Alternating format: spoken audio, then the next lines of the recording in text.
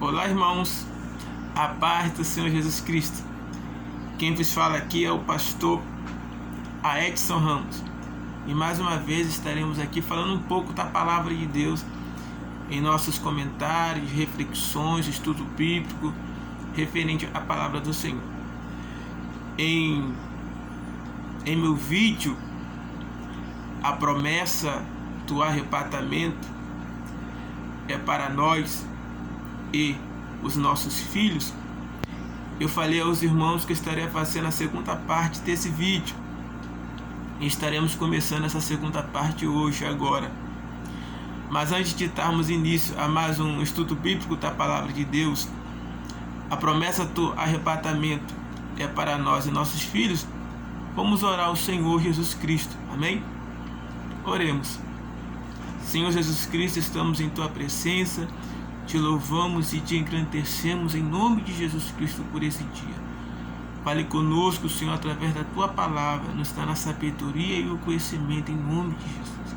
Abra, Senhor, a nossa mente, abra a mente daquele que não entende a Tua palavra, pois a Tua palavra diz na Epístola de Tiago, capítulo 1, versículo 5, que o Senhor é que nos dá entendimento da Tua palavra. Fale conosco através da Tua palavra em nome de Jesus.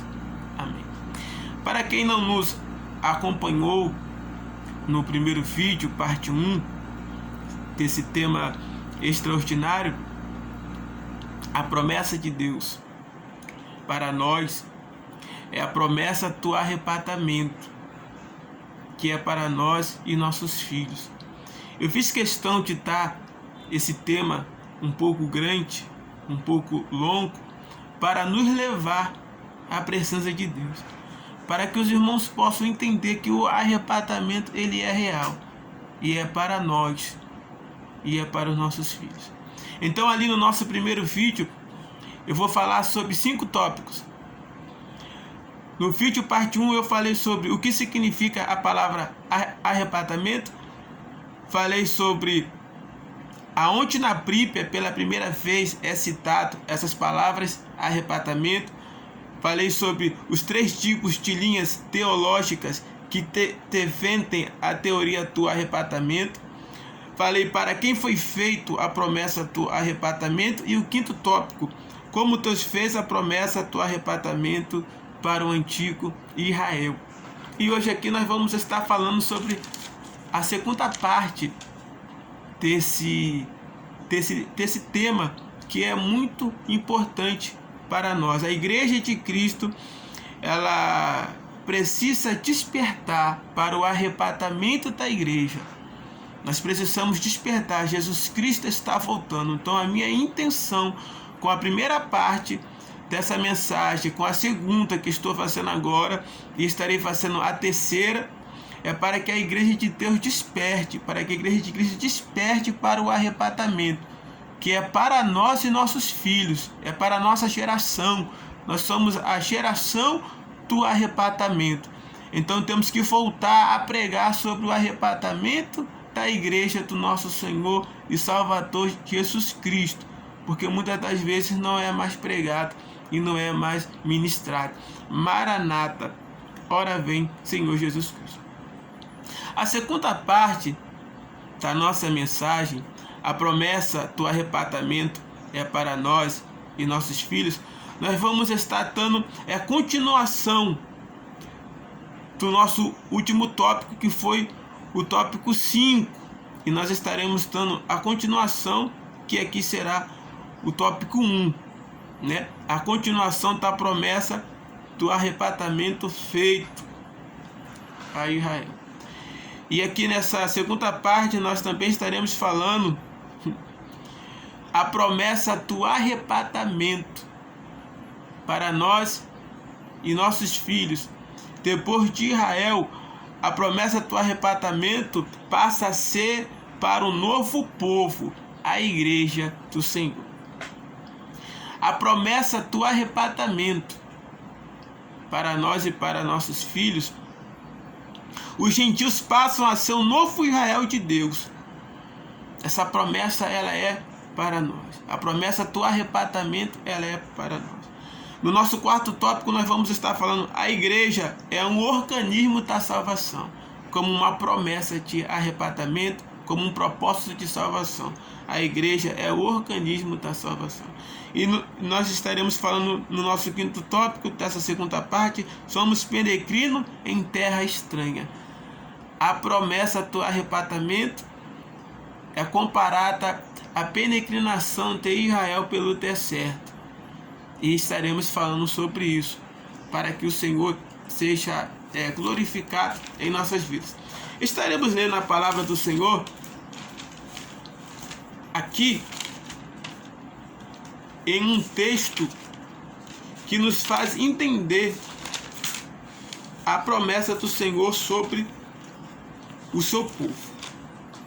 Como estamos dando continuidade, eu estava falando sobre as alianças que o Senhor fez com o seu povo, né? É um princípio de salvação, é um princípio de promessa e é um princípio de arrebatamento. E nós vemos que Jesus Cristo, ele é o Cordeiro Pascual, porque no nosso primeiro vídeo, a primeira parte, eu falo da aliança que Deus fez com Adão, ali no Jardim do Éden, a autoridade que Deus colocou sobre a mão dele. Falo de uma segunda aliança que Deus fez com Adão, Gênesis 3,15, falo de uma terceira, quando Deus sacrifica ali o cordeiro como expiação. E nós vemos que Jesus Cristo, ele realmente representa o Cordeiro Pascual, como nós lemos lá em João, capítulo 1, versículo 29, né? João olha para Cristo e diz assim: eis o Cordeiro de Deus que tira o pecado do mundo. E nós vemos ali que quando a nação de Israel sai do Egito, Deus dá uma ordem para que o povo, para que Moisés não quebrasse os ossos do cordeiro, porque ali já tipificava o tipo de Cristo. Está lá em Êxodo capítulo 12, versículo 3, né? O cordeiro sem defeito algum. Nós vemos também outras promessas referentes à aliança que Deus fez com o povo, mostrando assim ser uma promessa do arrebatamento da igreja e uma promessa de salvação. Nós vemos o profeta Isaías profetizando em Isaías capítulo 53, versículo 7, que diz assim: todos, eu vou ler o versículo 6 e vou ler o versículo 7. Todos nós andávamos desgarrados como ovelha, cada um se desviava pelo seu caminho, mas o Senhor fez cair sobre ele a iniquidade de nós todos. É o versículo 7. Ele foi oprimido, mas não abriu a boca. Como um cordeiro foi levado ao matadouro, e como ovelha muda perante os seus tosqueadores, ele não abriu a sua boca. Então nós vemos aí Jesus Cristo realmente como um símbolo, né, pascual, uma aliança feita, porque sem derramamento de sangue, sem ovelha, não há uma aliança. Então nós vemos aqui que a necessidade de salvação para a humanidade veio desde o princípio a qual Deus escolheu a nação de Israel. Deus escolheu Israel como seu povo, para que esse povo pudesse proclamar a palavra de Deus e anunciar a palavra de Deus, mostrando a pessoa do Senhor Deus, mostrando que Deus, ele é real. A nação de Israel existe até hoje pela misericórdia de Deus. Esse ano que se passou, 2020, fez 72 anos que Israel se tornou nação. Depois de 1126 anos, desde a década desde o ano 70 depois de Cristo, que Israel foi destruído e espalhado entre as nações, eles voltaram agora para a sua nação. Sabe por quê? Porque Deus tem uma promessa. Deus tem uma promessa para a nação de Israel e para o seu povo para a glória de Deus. Então Deus fez uma aliança com Adão. A promessa do arrebatamento é para nós e nossos filhos. Está representada no Antigo Testamento pelas promessas que Deus fez primeiro a Adão. Depois Deus vai fazer essa promessa. Deus faz uma aliança com Adão e depois Deus vai fazer uma aliança com Noé. Deus faz uma aliança com Noé em Gênesis capítulo 9, após o dilúvio. Para quem não sabe, Noé pregou a palavra de Deus por 120 anos, para que o povo se arrependesse, porque iria chover sobre a face da terra. Então ele pregou uma palavra de salvação, de arrependimento, e a arca representava o arrebatamento, a promessa de arrebatamento para aquele povo. O povo não ouviu. E a Bíblia diz que quando Noé entrou na arca, o povo batia para que Noé abrisse a porta. Noé diz: olha, eu fechei por dentro, mas o Senhor fechou por fora. E ali, quando Noé sai da arca, em Gênesis capítulo 9, Deus faz uma aliança com ele. Após o dilúvio, Deus faz uma aliança com Abraão. A promessa do arrebatamento é para nós e nossos filhos. Deus faz uma promessa para Abraão. Deus se manifesta a Abraão. Gênesis capítulo 15 e Gênesis capítulo 17. Deus faz uma promessa para Isaac. Gênesis capítulo 26, versículo 3 e 4. Deus fala para Isaac: assim como eu fui com Abraão, teu pai, eu serei contigo, mas se tu guardares os meus mandamentos, estatutos e leis. Então Deus estava fazendo uma promessa para Isaac ali. Uma promessa de salvação. Porque, irmãos, arrebatamento é salvação. É livramento.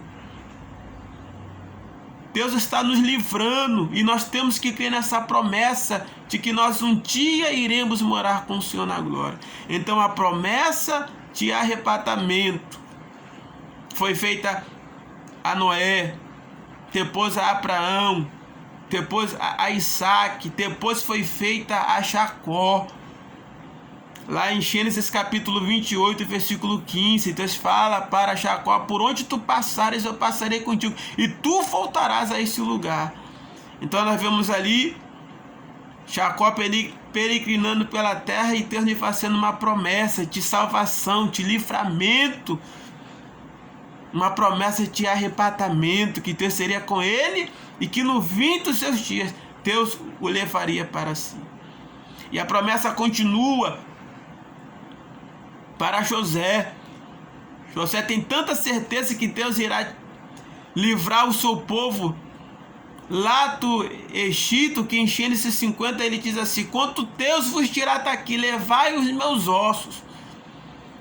A promessa de arrebatamento é para nós e nossos filhos. Era o que José estava falando: olha, Deus vai visitar vocês e vai tirar vocês daqui. E passados 430 anos, Deus cumpriu essa palavra.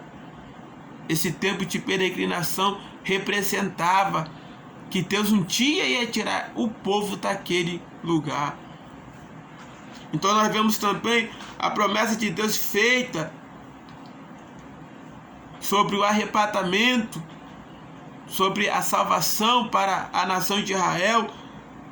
Deus faz uma aliança pelas tábuas da lei, Êxodo capítulo 20. Deus faz uma aliança na terra da Palestina, Deuteronômio capítulo 15. Deus vem fazendo promessa, Deus vem fazendo aliança. Todas essas alianças de Deus para com o homem foram sendo quebradas pelos homens.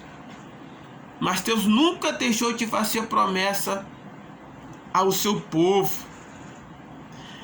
Deus nunca deixou de fazer uma aliança com o seu povo. Nós estamos debaixo da promessa do arrebatamento da igreja, que logo vai se cumprir. Se não se cumprir em nós, se cumprirá em nossos filhos. Porque a promessa do arrebatamento é para nós e nossos filhos, para a nossa geração. Maranata, ora vem Senhor Jesus Cristo. Nós temos que ter essa visão. Na nossa segunda parte do nosso vídeo, falando sobre a promessa do arrebatamento para nós e nossos filhos, eu quero entrar no segundo tópico, que diz assim, que essa promessa passa agora a ser para o novo povo. Israel, eles rejeitam a salvação de Deus, mesmo sendo de graça. Isaías 55 fala sobre isso. 20, comprai, comei sem dinheiro. 20, de graça, bebei a fonte da água da vida. E Israel se recusa a receber essa tremenda salvação e anunciar essa salvação aos povos, às nações, aos reinos, porque Israel era para ser o país número 1 do cristianismo. Mas a realidade de Israel hoje não é essa. Lá o cristianismo não tem tanta força como nas outras nações. E agora Deus, no Novo Testamento, faz uma nova aliança com o seu povo, chamando a igreja e não mais Israel. Agora Deus vai chamar a igreja, Deus vai escolher a igreja para a proclamação da salvação, para fazer uma promessa do arrebatamento, de que ele virá. Sendo confirmado por Jesus em Mateus capítulo 26, versículo 18. Jesus vai confirmar essa promessa do arrebatamento que é para nós e nossos filhos. Essa promessa de salvação e de livramento em Mateus capítulo 26, versículo 28. Acompanhe comigo que diz assim: porque isto é o meu sangue, o sangue do Novo Testamento, que é derramado por muitos para a remissão dos pecados. Este é o sangue da nova aliança. Por que Jesus pega o suco de uva e faz um simbolismo, uma comparação do suco com o seu sangue? Porque, segundo a tradição judaica, o sangue é um simbolismo de retenção, e o suco de uva para eles também simboliza o sangue. Foi por isso que Cristo fez a comparação com o suco de uva. O porquê que Jesus fala sobre o sangue? Ele disse para os seus discípulos: se não beber, não tem parte comigo. Porque segundo a lei, lá em Levítico, abra sua Bíblia comigo em Levítico capítulo 17, versículo 11. Se eu não me engano. Não, irmãos, é Levítico capítulo 17, versículo 11, diz assim: porque a alma da carne está no sangue, pelo que foram tentados sobre o altar, para fazer expiação pela vossa alma. Porquanto é o sangue que fará expiação pela vossa alma. Então Cristo veio, se manifestou, derramou o seu sangue para fazer expiação pela nossa alma. E aquele suco de uva simbolicamente representa o sangue de Cristo, que para o judeu é um escândalo comer sangue. Os discípulos se escandalizaram quando Jesus falou isso. Isso aqui representa meu sangue. Está aqui em Levítico capítulo 17, versículo 12. Há uma lei que proibia os judeus de comer sangue. Portanto, tenho dito aos filhos de Israel: nenhuma alma dentre vós comerá sangue, nem o estrangeiro que peregrina entre vós comerá sangue. Então, quando eles recebem essa palavra do Senhor Jesus Cristo, Jesus Cristo está falando ali com eles que estava sendo um novo pacto. E que só através do sangue esse pacto poderia ser feito. O pacto da nova aliança. Porém, Jesus assim está selando um cumprimento eterno de salvação com os seus discípulos. Jesus Cristo ainda não tinha ido para a cruz, ainda não tinha sido crucificado, mas ele ali, através daquele ritual, falou: olha, a partir de hoje, faça isso em memória de mim. Então a Santa Ceia representa a aliança que Jesus Cristo fez. Se você ler aqui, Mateus capítulo 26, versículo 28, e ler o versículo 29, Jesus vai falar assim: digo-vos que desde agora não beberei deste fruto da vide, até que aquele dia em que o beba de novo convosco no reino de meu Pai. Nós podemos intitular aqui como a última ceia. Jesus estava bebendo ali com os seus discípulos. Agora, o porquê que Jesus Cristo faz a questão de fazer essa aliança com os seus discípulos nessa Santa Ceia, com suco de uva, e falar que isso representa o seu sangue e o pão representa a sua carne? Porque, segundo a tradição judaica, vai nos dizer que quando um judeu ceava, principalmente na sinagoga, né, judaica, havia 4 cálices. 3 cálices era com a boca para cima, e o 4º cálice com a boca para baixo. E segundo a tradição judaica, os judeus criam que quando o Messias se levantasse, que era o símbolo da nova aliança, porque Moisés já havia profetizado sobre ele e os judeus estavam esperando, mas não esperavam que fosse Cristo, esse Messias levantaria o 4º cálice como símbolo de uma nova aliança com a nação de Israel. Porque os 3 primeiros cálices representavam Abraão, Isaque e Jacó, e o 4º cálice um símbolo de uma nova aliança. E a tradição judaica vai falar que quando Cristo ceia, a última ceia com o seu povo, ele vira esse último cálice. E é aí que ele cita o versículo 29. Ele fala: eu bebo convosco aqui e agora, mas nós voltaremos a beber lá nas portas do Cordeiro, que está lá em Apocalipse capítulo 19, versículo 7, versículo 8, a qual João tem uma revelação. Ele é arrebatado e vê a visão do Apocalipse. Então Cristo aqui, mais do que nunca, ele fala aos seus discípulos e ao povo judeu: eu sou a nova aliança que vocês tanto esperavam. Né?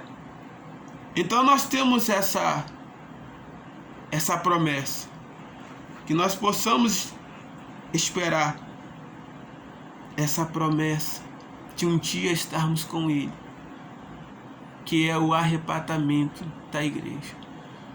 Essa promessa é para nós e para nossos filhos mais do que nunca. Estamos no período do arrebatamento.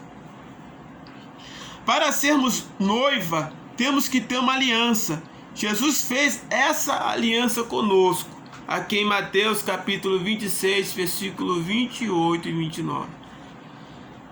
Para ser noiva precisa ter uma aliança, e Jesus Cristo fez essa aliança com o seu povo. A segunda parte do nosso tema, a promessa do arrebatamento é para nós e nossos filhos, vamos falar aqui o tópico 3. O tópico 3 é algo extraordinário. Falamos do tópico 2, né? Depois de Israel, a promessa do arrebatamento passou a ser para um novo povo, que é a igreja. Agora nós vamos falar a parte 2, tópico 3. Os gentios passam a ser o novo Israel de Deus, né? Que coisa extraordinária. Está lá em Isaías capítulo 58. Isaías capítulo 56. Me desculpe. Isaías capítulo 56, versículo 8 ao versículo 10.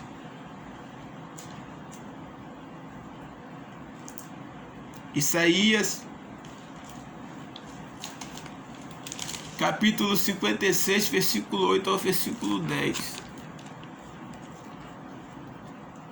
Assim diz o Senhor Jeová, que ajunta os dispersos de Israel.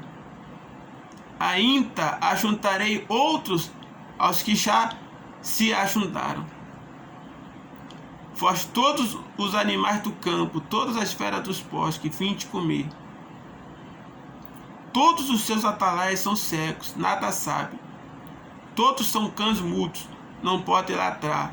Andam adormecidos, estão deitados e amam tosquenejar. Versículo 8 de Isaías 56 vai falar claramente: assim diz o Senhor Jeová, que ajunta os dispersos de Israel, ainda ajuntarei outros aos que já se ajuntaram. Então o objetivo de Deus agora é alcançar os gentios, que passam a ser o novo Israel de Deus. Porque o objetivo de Deus não é criar dois povos, é criar um só. Nós vemos aqui no livro do profeta Isaías, capítulo 65, versículo 1, diz assim: fui buscado pelos que não perguntavam por mim. Fui achado por aqueles que me não buscavam. A um povo que não me chamava pelo nome, eu disse: eis-me aqui. Então Deus havia se manifestado ao seu povo, e o povo o rejeitou. Segundo a tradição judaica, toda vez que um noivo ia procurar uma noiva, eu falei isso no nosso primeiro vídeo, e a noiva rejeitasse o noivo, a filha mais nova poderia casar-se com o noivo que a noiva ali rejeitou. Isaías 65 deixa algo bem claro, que Deus se manifestou a um povo que não lhe procurava. Que povo é esse? Esse povo é a igreja. A promessa do arrebatamento, de salvação, de livramento, não é mais agora só para a nação de Israel, mas é para os gentios, que somos nós. O apóstolo Paulo nos confirma isto no capítulo de 1 Coríntios, capítulo 11, versículo 23. Paulo vai nos falar sobre isso. Romanos, capítulo 11, Paulo vai nos falar sobre isso. E Jesus foi e já havia profetizado sobre Pedro, que ele, o Cristo, era a pedra grande e Pedro a pedra pequena. Essa profecia está lá em Mateus capítulo 16, versículo 18, a qual Jesus Cristo olha para Pedro e diz assim: sobre esta pedra, Jesus está falando sobre ele, sobre esta pedra edificarei a minha igreja, e as portas do inferno não prevalecerão contra ela. E Jesus fala: te digo que tu és Pedro, que quer dizer pedra pequena. Então Pedro, ele compreende a grandeza da pedra fundamental, que é Cristo Jesus. Tanto que lá em 1 Pedro, capítulo 2, versículo 1 ao 10, o apóstolo Pedro vai falar dessa pedra fundamental que é Cristo. Pedra de escândalo, pedra de tropeço, pedra principal. Há alguns católicos que dizem que o primeiro Papa foi Pedro e que Pedro seria a pedra fundamental da igreja por causa de Mateus capítulo 16, versículo 18. Mas Pedro nunca poderia ser o primeiro Papa da Igreja Católica, porque a história diz que um bispo chamado Papa, que era discípulo, né, de Pedro, que administrou a igreja após a morte dele, que foi levantado pelo Império Romano como Papa, e daí nasceu o papado, por um discípulo chamado Papa, que era um discípulo de Pedro, e aí a igreja o titulou a Papa, e desde aí, de então, desde o discípulo de Pedro, veio o papado da igreja romana, que não tem nada a ver com Pedro, e nem com a profecia de Jesus sobre Pedro em Mateus 16, 18. Então nós vemos aí, lá em 1 Pedro capítulo 2, versículo 9, diz que a igreja é uma nação eleita, povo santo, adquirido por Deus. A promessa do arrebatamento é para nós e nossos filhos, é para a nossa geração. Nós somos nação eleita, povo separado por Deus, e o nosso tempo é agora.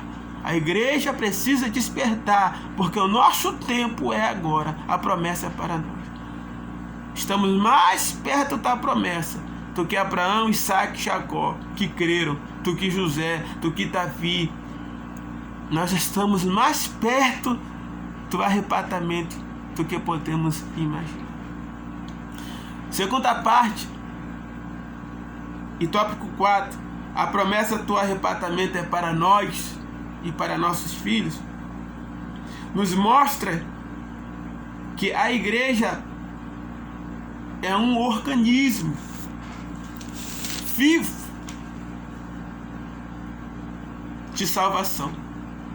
A igreja, ela é um organismo vivo de salvação. Ela não é apenas uma organização, porque nós temos a igreja como organização na parte administrativa, porque a igreja precisa ser uma organização. Para quem abre um ministério, precisa do CNPJ, precisa estar o seu nome, em nome de quem que a igreja vai ser aberto, porque tem que haver uma pessoa para se responsabilizar pela igreja como organização. Mas a igreja como organismo, o tutor dela é Cristo. Cristo é o dono da igreja.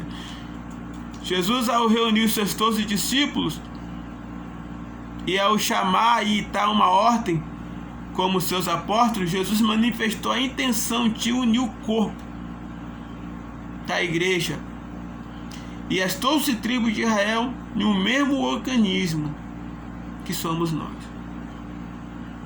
Então Jesus Cristo, uma certa feita, orando, ele falou: Pai, assim como somos um, eu quero que eles sejam um em ti. Então, quando Cristo voltar, como diz Apocalipse 14, versículo 6, ele vai salvar toda tribo, raça, nação e língua através do Evangelho. Está lá em Apocalipse capítulo 14, versículo 6. Diz lá: o Evangelho eterno, unificando todas as tribos, raças, nações e etnias, e preparando a igreja para a promessa do arrebatamento, que é para nós e os nossos filhos. Segunda parte, tópico 5, a promessa do arrebatamento é para nós e nossos filhos. Somos peregrinos em terra estranha.